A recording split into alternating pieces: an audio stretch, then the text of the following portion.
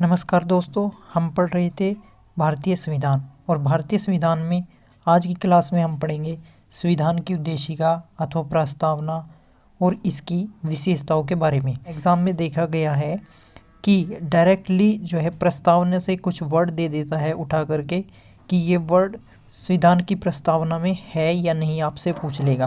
तो सबसे पहले संविधान की जो उद्देशिका अथवा प्रस्तावना है, जो संशोधित हमारी प्रस्तावना है, उसको हम एक बार पढ़ के देखेंगे। देखिए दोस्तों, हम भारत के लोग भारत को एक संपूर्ण प्रभुत्व संपन्न समाजवादी पंथनिरपेक्ष लोकतंत्रात्मक गणराज्य बनाने के लिए तथा उसके समस्त नागरिकों को सामाजिक, आर्थिक और राजनीतिक न्याय, विचार, अभिव्यक्ति, विश्वास, धर्म और उपासना की स्वतंत्रता, प्रतिष्ठा और अवसर की समता प्राप्त करने के लिए तथा उन सब में व्यक्ति की गरिमा और राष्ट्र की एकता और अखंडता सुनिश्चित करने वाली बंधुता बढ़ाने के लिए दृढ़ संकल्प होकर अपनी इस संविधान सभा में आज तारीख 26 नवंबर 1949 ईस्वी मिति मार्ग शीर्ष शुक्ल सप्तमी संवत 2006 विक्रमी को एतत् द्वारा इस संविधान को अंगीकृत, अधिनियमित और आत्मार्पित करते हैं।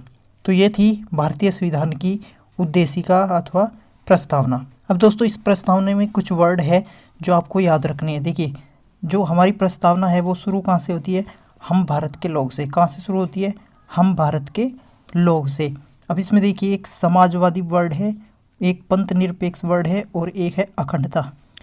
ये जो तारीख लिखी गई है 26 नवंबर 1949, इसको क्या किया गया? संविधान को अंगीकृत किया गया। ठीक है, संविधान का निर्माण कब किया गया? 26 नवंबर 1949 में। भारतीय संविधान का प्रारंभ जो है वो प्रस्तावना से होता है।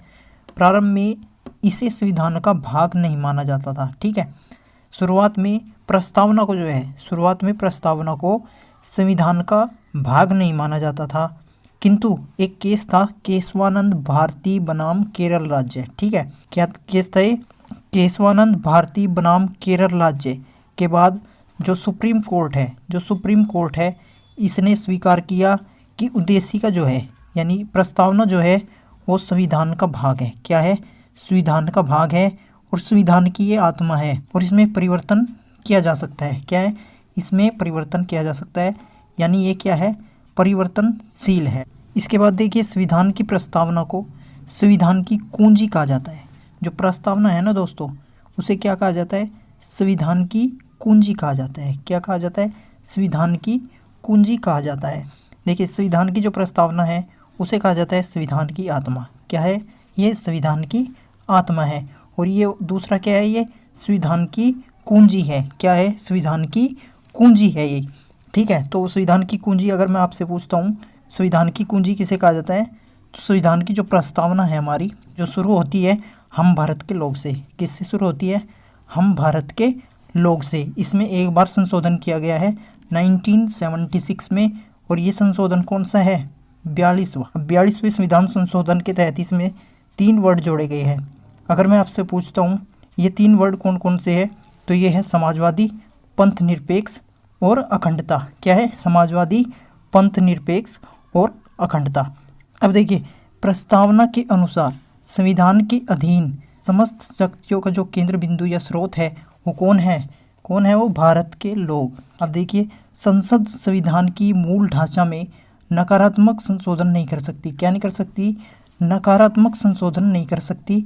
स्पष्टतः संसद वैसा संशोधन कर सकती है जिससे मूल ढांचे का विस्तार या मजबूतीकरण होता हो। ठीक है, तो कैसा संशोधन कर सकती है संसद?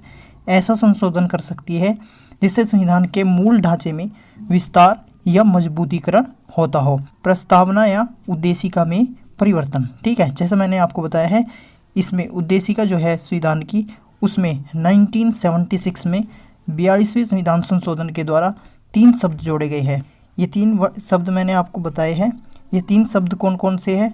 ये 3 शब्द है समाजवादी, पंथ निरपेक्ष और अखंडता। क्या है? समाजवादी, पंथ निरपेक्ष और अखंडता। ये 3 वर्ड जो है इसमें उद्देशिका में जोड़े गए हैं। ठीक है, तो यहाँ तीनों वर्ड को दिखाया है, समाजवादी, अखंडता और पंथ निरपेक्ष। दोस्तों, आज के लिए इतना ही रहने देते हैं।